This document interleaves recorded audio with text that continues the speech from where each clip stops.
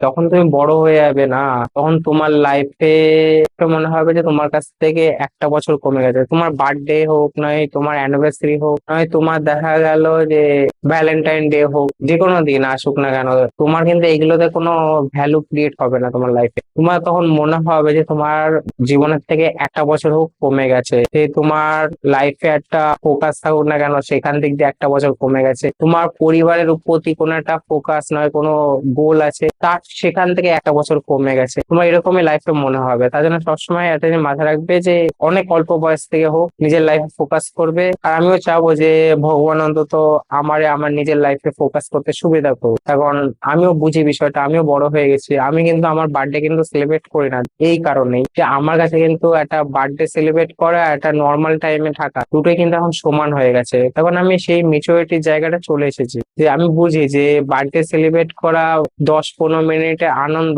আমার কিন্তু সারা জীবন সুখী রাখবে না।